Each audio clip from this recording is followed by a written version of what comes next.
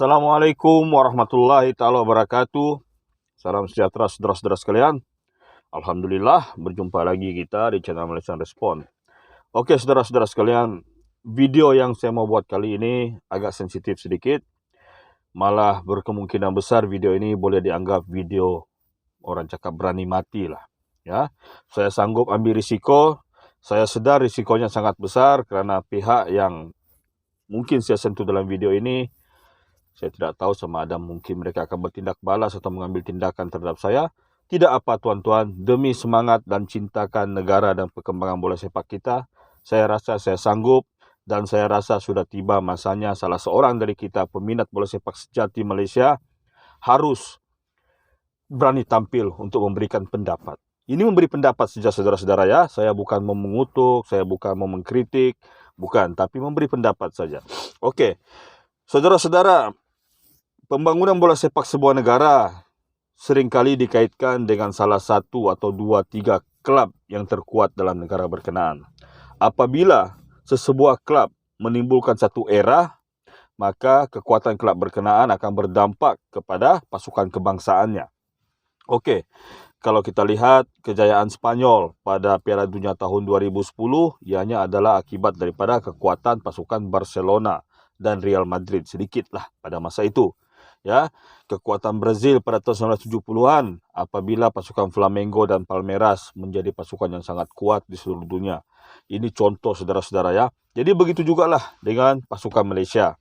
Kita pernah melalui beberapa era apabila kekuatan sesebuah pasukan negeri mempengaruhi kekuatan pasukan kebangsaan kita.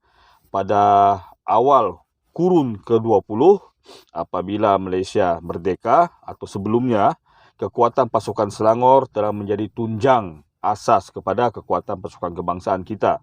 Apabila kita layak pada penghujung tahun 80, awal tahun 80-an, hujung-hujung tahun 70-an, kita layak ke Sukan Olimpik Moskow, itu adalah era apabila pasukan Selangor dan Sabah sedang bersaing. Ya, kita ada hero seperti Hasan Sani dan James Wong dari Sabah, Jenderal Abidin Hassan daripada Selangor.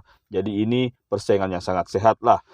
Jadi saudara-saudara, apabila kebangkitan semula kita pula pada tahun ataupun era tahun 2009 apabila kita kembali memenangi pingat emas Sukan C di Laos, di Vietnam, kalau Laos tidak salah saya. Kemudian setahun kemudian kita menang AFF Suzuki Cup. Setahun kemudian kita mempertahankan lagi pingat emas kita di Jakarta untuk Sukan C. Maka ini dianggap kebangkitan semula bola sepak di negara kita. Dan apabila kita kaji, kita tidak dapat lari daripada mengakui hakikat bahawa kebangkitan bola sepak kita pada era berkenaan dipacu oleh bangkitnya atau modernnya perkembangan bola sepak di negeri Cik Siti Wan Kembang atau negeri Kelantan. Okey, Tan Sri Anwar Musa pada masa itu telah merangka satu pembangunan yang sangat-sangat drastik untuk membolehkan Kelantan yang sebelumnya tidak pernah menang Piala Malaysia sekurang-kurangnya menepati sasaran untuk layak ke peluang akhir Piala Malaysia, dan mereka berjaya melakukannya apabila untuk pertama kali Kelantan layak ke Piala Malaysia final di Bukit Jalil pada tahun 2009 dan kemudian pada tahun 2010. Jadi apa yang penting pada tahun-tahun berkenaan adalah bukan saja kebangkitan daripada struktur bola sepak negeri Kelantan, tapi kebangkitan semangat kita warga negara Malaysia pada masa itu untuk kembali memenuhi stadium. Kita tahu tuan-tuan, daripada tahun 1998 sampai tahun 2007 adalah era yang sangat suram dalam bola sepak kita. Kemudian sebelum itu pun kita terpalit dengan beberapa isu buki dan rasuah. Jadi bola sepak kita sudah merudum sebenarnya. Jadi apabila Kelantan bangkit, bola sepak kita kembali bangkit. Saya sendiri pada tahun 2010 atau 2009, saya pun kurang ingat, pergi ke stadium dan itu pertama kali saya melihat bagaimana penyokong-penyokong Kelantan 90% memenuhi stadium apabila mereka kebetulan bermain menentang pasukan Negeri Sembilan yang kita tahu agak kurang banyak penyokongnya. Jadi saudara-saudara sekalian, kebangkitan berkenaan telah mencetuskan satu fenomena dan ianya diikuti oleh pasukan kebangsaan kita. Tetapi kejayaan terakhir kita dalam pentas Asia Tenggara, pentas Asia tak payah mimpi lah saudara-saudara ya, tapi Asia Tenggara adalah apabila pasukan bawah 19 tahun kita menjadi juara Piala AFF bawah 19 tahun di Indonesia, di Solo kalau tidak salah saya. Jadi saudara-saudara, itu adalah kali terakhir dan ianya tidak terlalu berdampak dengan kebangkitan kelab. Jadi apa menurut setengah pihak menjadikan keadaan ini bertambah suram? Macam-macam. Kalaulah Tan Sri Anwar Musa dan idenya masih ada pada masa ini, saya rasa kita tidak akan mengalami kesuraman seperti ini. Saya rasa sajalah. Tetapi apabila salah satu pasukan negeri di bahagian selatan tanah air terlalu memodernkan bola sepak kita, terlalu ke depan, terlalu visionnya, maka bola sepak kita menurut pendapat saya telah mengalami kemerosotan yang sangat-sangat drastik. Memang permodernan, memang struktur gaji dinaikkan, memang stadium diindahkan, tetapi nampak gaya penguasa pasukan berkenaan lupa tentang beberapa perkara. Terlalu moden dan terlalu megah kepada satu pasukan saja menyebabkan liga kita hancur. Kenapa saudara-saudara? Kerana pasukan lain tidak mampu untuk mengejar kemewahan pasukan berkenaan. Oleh kerana struktur gaji di pasukan berkenaan terlalu tinggi, maka banyak pemain-pemain kita yang hebat-hebat berpindah ke sana. Kemudian daripada struktur gaji yang tinggi ini menyebabkan struktur gaji di pasukan-pasukan lain juga harus ditinggikan. Akibatnya beberapa pasukan negeri menjadi tidak mampu membayar gaji pemain.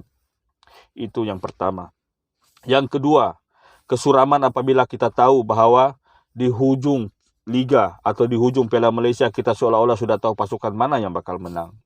Jadi kita pun sudah lemah semangat. Ya, euforia, kemeriahan bola sepak kita pun hancur. Kemudian pemeraman dan pemerapan pemain. Banyak pemain-pemain bintang kita saudara-saudara seperti Hazwan Bakri, Azrib Nasrul Haq. Beberapa pemain dari pasukan-pasukan tertentu yang hancur kariernya gara-gara diperap di klub berkenaan. Ya, ini sesuatu yang menyedihkan. Tapi kita tidak boleh bersuara saudara-saudara. Kita bersuara akibatnya sangat-sangat fatal. Karena orangnya tidak boleh ditegur. Menegur boleh. Orang lain tegur FAM sudah kena hukum dengan artikel 88. Tapi pihak ini tidak boleh menegur, mengkritik, malah menghina FAM pun tidak diambil tindakan. Di mana keadilan bola sepak Malaysia sekarang? Beberapa pemain karirnya hancur. Sekarang klub berkenaan bertindak seperti seolah-olah Bayern Munich menghancurkan Borussia Dortmund.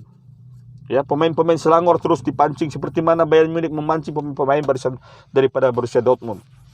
Ini contoh saudara-saudara. Ini tidak baik untuk bola sepak di negara yang baru membangun bola sepaknya semula seperti Malaysia. Kalau kita macam Spanyol, macam Liga England tidak apa. Ya, banyak penaja yang besar-besar. Ini Liga Malaysia, kita harus sedar. Mau moden tidak salah, tapi tengoklah. Ya, tengoklah. Memberi dampak yang elokkah atau tidak kepada pasukan kebangsaan ini tidak. Liga kita semakin hancur. Entusiasme kita semakin tidak menarik lagi. Euforia kita pergi stadium tidak menarik. Untung baru-baru ini KL menang Piala Malaysia. Kalau tidak, saya tidak tahu apa jadi dengan bola sepak Malaysia. Jadi saudara-saudara sekalian, jika saya lepas video ini tidak ada lagi video, maka saudara-saudara tahulah apa yang terjadi kepada saya. Ya, saya mohon saudara-saudara mau sebarkan, sila sebarkan. Saya tidak takut. Ini perjuangan saya untuk pasukan kebangsaan saya. Ini demi lencana di dada. Oke. Assalamualaikum warahmatullahi taala wabarakatuh.